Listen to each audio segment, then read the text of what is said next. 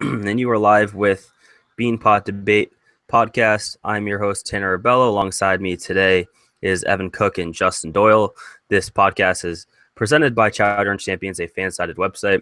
We're going to jump right into the number one topic that's going to be surrounding Boston sports this week, and that is the New England Patriots, who defeated the Houston Texans in the divisional round, and now they're moving on to face the Pittsburgh Steelers in the AFC Championship game next Sunday. But first, we're going to give our thoughts to the game against the Houston Texans, which the Patriots did cover the 15.5-point spread they entered the game with. They covered that spread, but they didn't look that impressive. So, Evan, what is your thoughts on that game? The Houston Texans defense was ranked number one in the NFL this season. Your offense, the Patriots offense, looked. I'm trying to think of an adjective that's worse than bad. It was bad, and you still scored. It was garbage. You still scored 34 points. Horrendous. You still scored 34 points against the Houston Texans defense, which that defense is legit. They looked impressive, pressuring Brady all game. Oh, I know. That offensive line looked horrible, and you still scored 34 points. Say what you want with kickoff returns, that could have been less. But even with all of that, you still scored 34 points. Your defense looked great. Anytime the Patriots have ever had a stinker like this, the following week they come out and they usually come out sharp. Yeah, that's a good point. I know there's really no I don't really have any facts to back that up, but look at the Super Bowl year. The Super Bowl year, that game against Baltimore, and then they came back and they blew out the Indianapolis Colts. I mean, you could say that too, but yeah. But even if you look at what the Patriots have done, they're usually a mentally tough team, and you did have a few mistakes last week. I really don't see that happening again next week against the Pittsburgh Steelers. Yes, it was a bad game. They looked bad. If they played any of the other teams that played last night, they probably lose that game just because they have good offenses, and they would have been able to actually capitalize on the Patriots' mistakes more than the Texans did. But yeah, you can't make the mistakes the Patriots made. Deion Lewis had a hell of a game. He had the return for a touchdown. He had the rushing touchdown, he had a receiving touchdown, but he also turned the ball over. He dropped the ball twice. He lost the ball once, and then Joe Thuney got on the ball the second time, dropped the ball. But it's these mistakes that will come back to hurt the Patriots. Tom Brady had 2 interceptions in the game, which, what did that match his season interceptions to that point?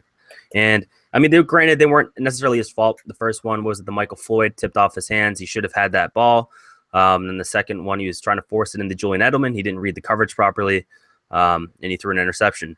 It's very uncharacteristic turnovers by the New England Patriots, and in a playoff game, they got lucky. They were playing the Houston Texans. You're right. They would not have beat the Kansas City Chiefs or the Pittsburgh Steelers last night if they played that way. Those turnovers killed them. Justin, what's your thoughts on the game? Pretty much more of the same. Again, the main reason why they won is because Brock Osweiler is the quarterback. He's garbage. He's off of, what do you have, 3 interceptions? Yep. I mean, well, one of them, they were, 5 minutes left, and they had to do something, so he just kind of put it up there. Yeah, one of them was him trying to force it down the middle where you had to kind of push it. So, but yeah, Brock Osweiler is not a good quarterback at all. That may have inflated the defenses for the New England Patriots a little bit. They had a hell of a game, but they were playing Brock Osweiler, which is kind of important to note. And they're actually going to go against a real offense next week. Le'Veon Bell, Antonio Brown, Ben Roethlisberger. That's going to be an insane game for the New England Patriots. And Tom Brady acknowledged that it's going to be a tough matchup. And it should be one of the best games we've seen all year. But before we get to that, I want to kind of recap. Have you guys seen any of the other playoff games this weekend, and what's your thoughts on that? A team like Green Bay who beat Dallas, or a team like Pittsburgh who beat the Kansas City Chiefs? I watched all 4 games. The Falcons game, I only watched the first half. The Falcons, I've been saying it all year. Matt Ryan has the best team he's ever had in Atlanta. So I know they're known as being the one-and-done team. That's a good team. Then you look at the Green Bay-Dallas game. I had Green Bay winning that game the entire way. I know it came down to the end, but that's just because that defense just got really, really tired, and Dak Prescott and Ezekiel Elliott just started doing what they do. I mean, saying that, the Cowboys were they might have been the most overrated 1 seed I have ever seen. They're just not. They're not a great team, and when you have Jason Garrett as your head coach, you're not going to do anything. Going to the night game, how many times did the Steelers have the ball in the red zone and couldn't put it into the end zone? Oh, but they had the interception too earlier in the game. A lot of mistakes for the Pittsburgh offense. Again, how many times did they have the ball in the red zone and couldn't put it in? A good team that's going to win is going to put it in the end zone. And after watching that game last night, my confidence that they could beat the Pittsburgh Steelers went straight up. I don't care that they Pittsburgh Steelers actually won that game. You still could only score six field goals. Yeah, sorry, field goals. And I think all but one of them was in the was when you had the ball in the red zone. Saying that, I do not have the actual stats on that in front of me. Yeah, it was 6 field goals by the Pittsburgh kicker. Pittsburgh is an interesting team just because they've been in this situation before. They've won before, and they know how to win a football game. So I look at Pittsburgh as definitely a tough opponent for the New England Patriots, but we'll get to that in a little bit. For the Green Bay Packers, Aaron Rodgers is a bad man. That guy can make plays happen, and he did it. He beat the Dallas Cowboys, and I'm not really too low on Dallas Cowboys or Jason Garrett. Look at it, you got a rookie running back and you got a rookie quarterback, and sometimes that's not really the recipe for success in the playoffs, and they definitely showed that. And they went against a guy in Aaron Rodgers and a team that's very experienced in those kind of situations. Aaron Rodgers scares the hell out of me, actually. And he's probably the guy who can beat the New England Patriots and Tom Brady. I like Matt Ryan. I like that Atlanta team, but I just can't envision them beating an Aaron Rodgers football team, or even the Patriots at that point if they did go to the Super Bowl. But I just don't see it. The Atlanta Falcons, for some reason, I'm always going to be down on them until they win. Maybe we'll see them win. If they win in the NFC Championship game, they'll prove me wrong, but I really think Aaron Rodgers is going to come home with the W there. Justin, what's your thoughts on the games from this past weekend? I didn't see much of the Chiefs-Steelers game. I just saw the highlights. Just saw 6 field goals. Like that. I'm glad I didn't watch that game. I watched most of the Green Bay game. The last 5 minutes of that game was insane. Game battle of the kickers. I think they both hit a 56 and then a 55-yarder back-to-back. And then Aaron, I call him Aaron, made that insane throw to Cook, and then Cook did a little MJ dance. Was able to keep his toes in somehow. I don't even know how he bent like that, but then the Green Bay got the win. But Aaron scares me. Watching that play live, honestly, like when I watched that play live, the throw to Cook, I didn't think he was in. Like live play, I didn't think he was in. Then they showed the replay, and I was like, oh, how did he do that? What a great call by the official. Insane. Yeah, the official was right on it, and he called it properly, which is insane. In live time, like that's a tough one to call. It's insane. But the New England Patriots are playing the Pittsburgh Steelers, so they don't have to face Green Bay, and they might have to face them down the road. But we have a game this weekend. It is Sunday at 7 o'clock. And what is your predictions? What do you think is going to happen? Well, Tanner, the game's at 6:40, not 7. Just need to throw that. Well, no, it's 7 o'clock. It's 6:40. No, Roger Goodell, it's 7. It's 7 o'clock. We're normal people. We 6:40. Yeah. Let's just wait to see if Roger Goodell's actually going to come to Foxborough, or he's going to go to Atlanta for the second week in a row. That's an interesting topic. Yeah, he's a coward. This weekend in the Atlanta Green Bay game, the only thing that they're two high-powered offenses, and it's just going to be the matter of who can make the key stop when. I think it's going to end up being Atlanta. I know the Green Bay has Aaron Rodgers, and he literally went downfield in 35 seconds yesterday to win the game. But I still trust the Atlanta defense more than I trust the Green Bay defense. That defense just looked bad yesterday. Any way you want to look at it, that secondary is just worn to bits. I gotta go. I'm taking the bold prediction. I think Atlanta's finally going to come through. In the Patriots game, I kind of said it a little bit before. That Pittsburgh team, you still couldn't put in the. You can't get over the fact they couldn't put it in the end zone when you're in the red zone so often. I gotta go. I know the Patriots are favorite, and I've had them obviously winning the Super Bowl for a while now, just because the NFL is just so bad. But even with all of that, and I know it's going to sound a little bit, it's going to come off biased no matter way you want to look at it. You still got to go with the Patriots. I think they're just that much better, and they're not. I just don't envision Pittsburgh coming into Foxborough winning. Saying that, I think it's going to be a close game. Justin, what's your thoughts on the weekend? I agree with Evan. It's probably going to be a close game. I don't think it's going to be a bunch of field goals. I mean, it's Big Ben. He's been in this situation lots of times. He's won the Super Bowl twice, been to the AFC Championship umpteen times more, and he's not afraid. And he's kind of like Brady when he has a bad game. He plays better pissed off. The more pissed off he is, the better he's going to play, and the more completions he's going to make, and he's just going to. He has a possibility of tearing up the Pats defense, but I still think the Pats will come out on top. Again, I'm being biased, but I think the Pats will be. Stop them. I think it's tough not to pick the Patriots in Gillette Stadium. I think you look at a team like the Pittsburgh Steelers, and they're definitely going to be a challenge. But as long as the offensive line can protect Tom Brady and give him the time he needs, and the fact is the Patriots didn't look that well. They didn't look good against Houston Texans, and Tom Brady didn't even like his own performance, and he shouldn't. He didn't play that well. So I think he's going to come out, and he's going to have an amazing game, and I think there's a potential for the Patriots to score 30, 40 points against the Pittsburgh Steelers. I think they're going to go out there, and they're going to look to play their best football. Defensively, I think they're going to be strong. I think you can shut down an Antonio Brown with a Malcolm Butler. I think you can make it work to shut down the Pittsburgh Steelers offense. That being said, Big Ben does scare me, and I think he will make plays, and I think it'll be an interesting game. But I do think the Patriots offense is just going to overpower the Steelers, and I think the Patriots win, and they're going to win big. That's just the way I see it. For the NFC Championship side, I think Green Bay is going to win just because of Aaron Rodgers. I can't say it enough. You have every right to feel that way. What's that? Yeah, I know I picked Atlanta, but you have every right to feel that way. And I'd say I'm on 50-50 on my pick. It's crazy to me. It's just like that man can make things happen. And he's a very good quarterback.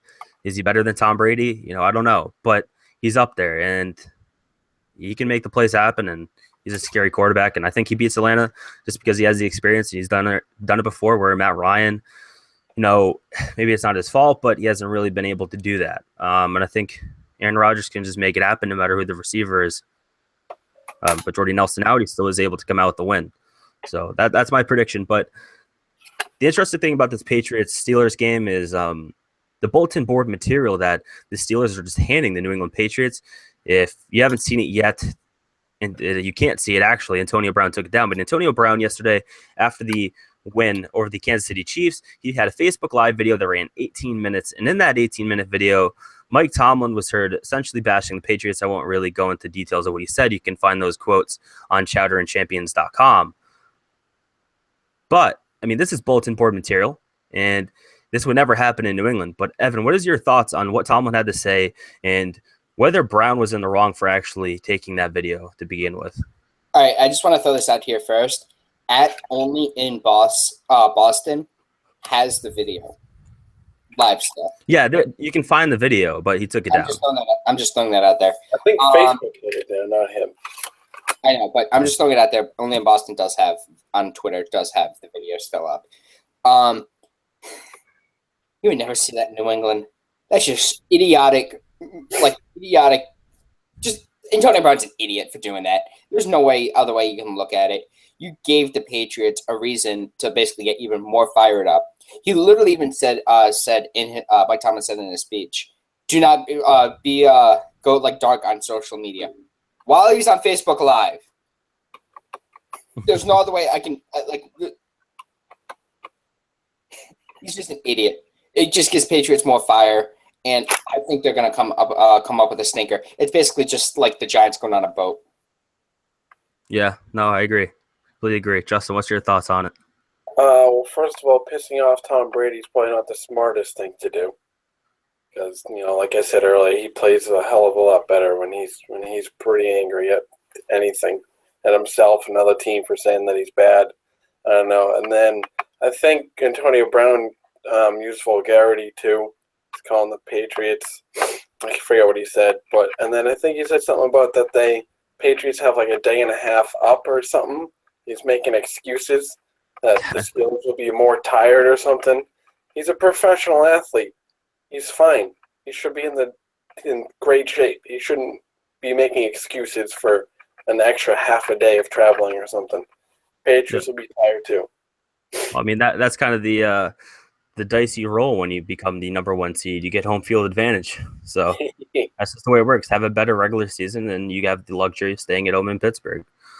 I would have never seen that in New England, and I think it's an invasion of the privacy of the Pittsburgh Steelers. You don't want I don't think Mike Tomlin had any idea he was being recorded there, and that's an invasion of trust, and, maybe that'll affect the Pittsburgh Steelers, but that is something Bill Belichick will throw on the bulletin board and say, this is what they think of us. They're against us against the world, and they'll go out there and play better because of it. So we're going to go on to our next topic of discussion, and that's going to be Landeskog, the Boston Bruins, the halfway season mark, and the potential trade for Landeskog, which I think, Brandon Carlo they wanted in return for him? Mm-hmm. That's ridiculous. Would you do a trade for Landeskog? And obviously Carlo is a bit much, but what combination of players would you consider trading for Landeskog? I'd say Krejci, Spooner, maybe Saboro. I think that defenseman, he's been playing pretty well. If they want a defenseman, he'd be up there. I know he's a prospect. He's not Carlo, but he's up there. Landeskog's also a center. Again, if you trade away Krejci or Spooner, you give away a center for another center. You're still in the spot of extra centers. It's not really a bad thing, but there's just a lot of centers. Yeah. I wouldn't mind seeing Krug either. Maybe throw in pair Krug and Spooner for Landeskog if you really want to do it, but I don't really want Landeskog. I've heard bad things about him. I know he's the captain, but he seems to not be a great captain. And then earlier today, I saw the Kings are actually in on Landeskog, and then earlier this month, the Blackhawks are in on him. So I think the Kings and the Blackhawks have better stuff to give up than the Bruins. It is interesting. I think you're right with that. They probably will offer more if they do really want him. I don't know if the Bruins really need a player like that. You're right. They have too many centers. So they'd have to trade one away, but they've had underproduction from their centers so far this season. So it'll be interesting to see what they do. You can't really have enough centers. You can move them over to a wing, but not really sure how that's going to translate. I mean, Backus hasn't really had the opportunity to showcase his skills because he's had so many injuries so far this season, but you can't really switch every center to a wing, and sometimes it doesn't work. Depends who they're playing with too. So I'm not really sold on it. I wouldn't make a trade like that, but I wouldn't mind trading Torrey Krug considering that your defense is better than you thought it was, and you have a lot of prospects on the horizon who are coming up, guys like Charlie McAvoy, Matt Grzelcyk, Robbie O'Gara, guys like that who can come up and potentially contribute within the next year or even this season. So it's interesting to see what the Boston Bruins are doing, and my feeling about their future has gone up over the last couple months, which is good. But their current team is not going to win any playoff series, I don't think, unless they've shown you something that they could. But the fact is, Tuukka Rask is getting overworked right now, and I worry that he's just going to fall apart in the coming months. Mm-hmm. Yeah, I think that's what you've seen last couple of seasons. Haven't had a real backup. They waived Anton Khudobin. He's down in Providence now, and Zane McIntyre is the backup, and hopefully they give him the chance, and hopefully he succeeds in that role to kind of take the pressure off of Tuukka and to keep him well rested for that playoff run. And if Tuukka can play out of his mind, you can win a playoff series, maybe two. If your goaltender is in top shape going down the stretch, that could really make all the difference in the world. But I don't think they're a Stanley Cup winning team, so I wouldn't mind selling something at the trade deadline. But they'll do something. They have to. I think they will. We're more likely going to see another trade for a veteran player like they did last year, like Elise Stempniak or John Michael Lyles. I think that'll be the level of move that they make. Probably. All right, that's it for Beanpot Debate. Thanks for joining us. Thank you to Evan and Justin for coming on. Have a great week, and make sure to check chowderandchampions.com and check us out on Twitter and Facebook, and like and subscribe to this YouTube channel.